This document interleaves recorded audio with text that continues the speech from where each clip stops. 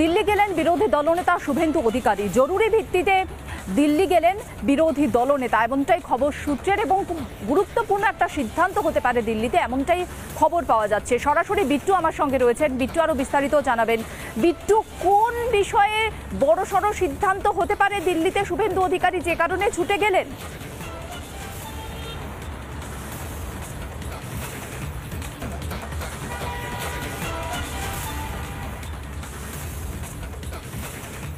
Meenakshi, one point agenda যেটা আমরা জানতে পাচ্ছি, বিজেপি রাজ্য সভাপতি সংক্রান্ত চূড়ান্ত সিদ্ধান্ত আর 2 থেকে 3 দিনের মধ্যে গৃহীত হবে। কে রাজ্য সভাপতি হবেন পরবর্তী সেই সংক্রান্ত বিষয় নিয়ে আলোচনা করতেই শুভেন্দু অধিকারীকে জরুরি ভিত্তিতে তলব করা হয় দিল্লির তরফে। আজকে সকালবেলায় তিনি বিমানের মাধ্যমে দিল্লিতে পৌঁছে গিয়েছেন, যেটা আমরা জানতে পাচ্ছি। দুপুর থেকে সেই বৈঠক শুরু, এবং বৈঠকের যেই সময়সীমা তা আরও বাড়তেও পারে।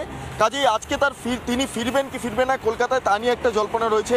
অর্থাৎ এই বৈঠকের মাধ্যমে বিজেপির রাজ্য সভাপতি এবং তার পাশাপাশি পরবর্তী যে নির্বাচনী কৌশল রাজ্য বিধানসভা নির্বাচনের ক্ষেত্রে, তা আজকে সমস্তভাবেই কার্যত একদম ফাইনাল হবে, এবং সেই সূত্রেই মূলত শুধুমাত্র বিজেপির তরফে একমাত্র বিরোধী দলনেতা শুভেন্দু অধিকারীকে দিল্লিতে ডেকে পাঠানো হয়েছে। মিনাক্ষী, তোমাকে জানিয়ে রাখি যে কয়েকদিন আগে তিনি দিল্লিতেও গিয়েছিলেন, এবং বেশ কিছু ক্ষেত্রে তাকে জিজ্ঞাসা করা হয়েছিল যে কাকে কাকে রাজ্য সভাপতি করলে বা কার কার নাম সামনে এলে সাংগঠনিকভাবে এ রাজ্যে বিজেপি এগোতে পারে।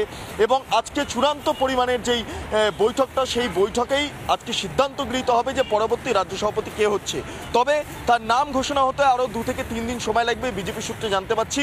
আজকের বৈঠক দুপুর থেকে শুরু হবে, এবং তারপর দেখা যাক বৈঠক কতটা লেন্দি হয়। সেই লেন্দিনেসের ওপরই দাঁড়িয়ে রয়েছে আজকে তিনি আবার কলকাতায় ব্যাক করবেন কিনা। যদি না হয় তাহলে আগামীকাল কলকাতা ব্যাক করবেন, কারণ আগামী সোমবার থেকে বিধানসভাও শুরু হচ্ছে, ফলে সেখানেও তার বেশ কিছু কর্মসূচি রয়েছে। অর্থাৎ বলাই যেতে পারে এই বৈঠক বিজেপি রাজ্য সভাপতি চূড়ান্ত করার যে শিলমোহর, তা শিলমোহর দিয়ে দেবে বলা যেতে পারে। মীনাক্ষী,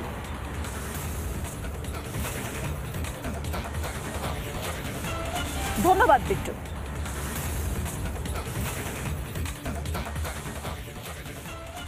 জাংরা হাতিয়ারা 2 নম্বর গ্রাম পঞ্চায়েতের ঠিক এই জায়গায়, যেখানে 6 থেকে 8 কাঠা জমি রয়েছে, এই জমি পাশেই কিন্তু রয়েছে একটা স্কুল, অর্থাৎ আঙ্গনওয়াড়ি স্কুল, এবং পাশেই রয়েছে এই জমিটা। আমি দেখাতে বলবো ভিডিও জার্নালিস্ট পলাশকে, যে দেখো এই জমি, সেই জমিতে কিন্তু গতকাল যেটা হচ্ছে রীতা গাইন, যিনি জাংরা হাতিয়ারা 2 নম্বর গ্রাম পঞ্চায়েতের প্রধান, তিনি এসেছিলেন, এবং এই জায়গাটা কিন্তু তিনি পাঁচিল দিয়ে ঘিরতে যান। তার বক্তব্য ছিল এখানে যেটা হচ্ছে যে পঞ্চায়েতের বিভিন্ন কাজে ব্যবহার করা হবে, কিন্তু সাধারণ মানুষ অর্থাৎ যারা এই নিবেদিতা পল্লীতে বসবাস করেন, তারা চাইছিলেন যাতে এইখানে একটা খেলাধুলার মাঠ থাকে, কারণ ইতিমধ্যেই কিন্তু বাচ্চারা দীর্ঘদিন ধরে এই মাঠে খেলাধুলা করে।